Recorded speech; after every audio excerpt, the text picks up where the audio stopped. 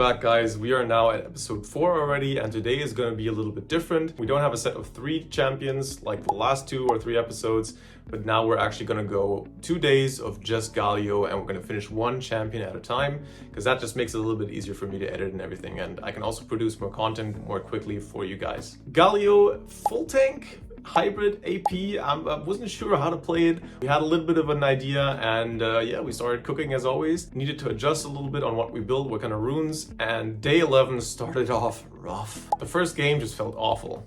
First clear was terrible. I don't know, I did everything wrong, I guess. It felt absolutely crap after playing Garen, Set, and Singed. I got baited into an early gank on the bot lane. Everything went wrong. The whole thing just collapsed and felt terrible. After that, all the other clears, the second and third clear, also felt terrible. I didn't have any gold because of that botched first gank. We just fell behind more and more. Our itemization was also not solid. The runes didn't feel that great with phase rush. Let's just skip this entire game. It was a loss. Next game, however, already felt 10 times better. The thing is, even though if you're a champion that can gank early, I still recommend always full clearing. You just cannot depend on your teammates in solo queue, or on yourself for that matter. You can mess up the gank and then, die and lose your farm, get set behind. If you full clear, there's basically nothing really that can go wrong. You will have your gold, and Galio needs 900 Gs before he goes back. It's just, you have to get Faded Ashes, so your second clear is not complete crap. You have to get Liandry's as fast as possible. As soon as you have enough gold for these 2 core items, base. No matter what's going on the map, I really recommend this. It does not matter unless there's like a really big fight and you can clean up or whatever, but there's exceptions, but 99% of the cases, go base, get Faded Ashes, and get Liandry's when you can. Because after those core items, you can clear well, you can gank, like the whole game just completely changes for you on Galio. And once you have the Liandry's, after that you can just adapt to whatever you need. You can go Abyssal Mass, you can go Sunfire, or the other Bami Cinder item, I forgot what it's named, Hollow Radiance or something. You can go Rift Maker, so hybrid, you could go full AP. It does not matter, but start off with Liandry's. You need it for the clear. It makes Galio jungle viable. If you can't get it, keep farming until you can. Don't force too much stuff early on. And immediately, one play that I want to show you guys is one of the big strengths Galio jungle has. Think of Nocturne, right? Or Briar, or anyone that can join a fight, a team fight, from far away. So you can safely farm and still join a fight very fast and very easy by your ultimate. So as you can see, if you get a good early, and once you get your power spike with Liandry's and you have a better clear, you can really force a lot of fights.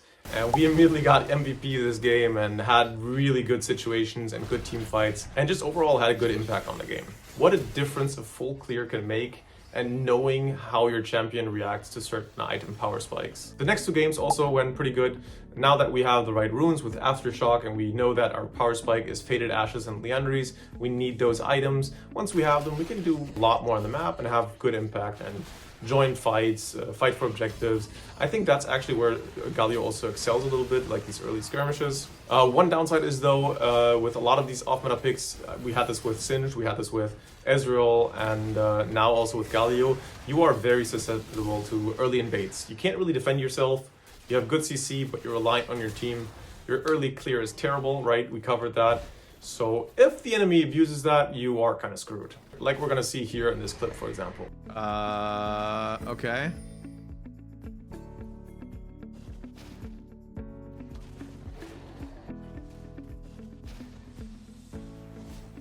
I mean,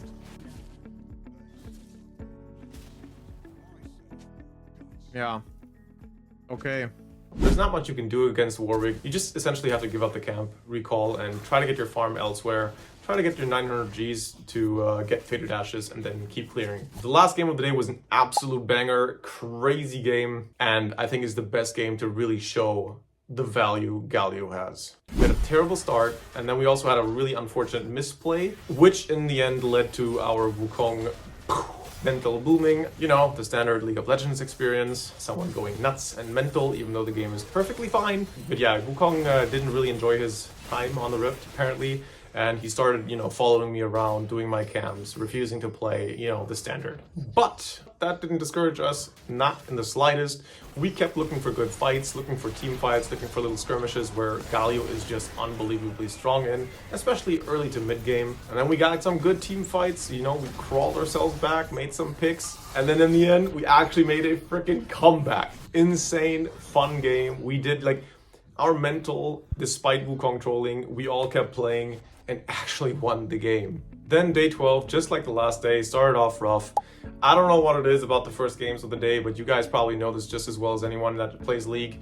Maybe it's because you're not fully focused yet, your hands are not warm, I don't know, but it was rough. The team comp was also trash. We had almost full AP, which really with Galio is not great. You can get Abyssal Mask, sure, 12% extra AP damage, but it's still easy to itemize for the enemies, and it's just not great.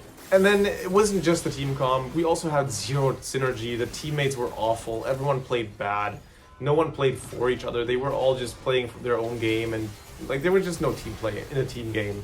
I felt what is probably the biggest weakness of Galio, especially in this game. You are dependent on your team. You are playing a tank, you are playing an engage with CC. If you engage with CC, you still need follow-up. You're not gonna, 1v9. It's not a champion that can do that. It's not a Gwen. It's not a, Master Yi or whatever. You need your team to follow up on your engages, or you need your team to react if you CC the enemies. If they don't do that, you're just gonna be useless and you won't have much impact. So it was just really insufferable, and we lost the game. The second one was a bit better. We identified our win con, which was the Caitlyn, and played around it as much as possible, did some early ganks, made sure that she gets those kills, and make sure that she has a good game. Yeah, I know, 80 carries is a dream, but that is also one of the most important things, knowing what is your win con and then really sticking to a plan, playing around it. That's what we did. We had really proper fights with Galio, did our job as tank engage with CC, and won our game. Third game, Galio was banned. Very unfortunate. I didn't want to play Kai'Sa yet because I really want to warm up first, learn the clear a little bit better before I go into these ranked games, and I want to be as good as possible on that champion. I learned my lesson on Ezreal because the first 2 or 3 Ezreal games I wasn't really sure how to play the champion yet, and it took away some of the power that I had, or some of the potential of winning games, right? I don't want to make the same mistake, so I didn't want to play Kai'Sa here, and that's why I went to Yorick. I've played this 100 times already, and I know how strong it is, and I don't want to spoil too much because we will have our own Yorick days where I will go more into detail, but just as a little teaser, this is how it went.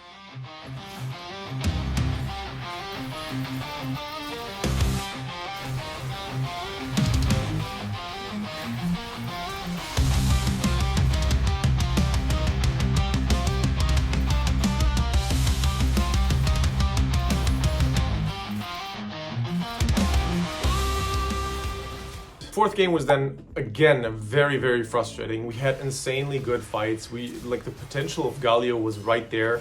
We had good skirmishes, really good early fights, but everything was a little bit on the edge. You could really see how strong Galio can be with the right team and the right setup, but the team was just giga bad. Riven was, I don't want to say inting, but she was inting. Botlane was crazy and made terrible decisions and plays. There's nothing you can do as a tank that needs follow-up after engages.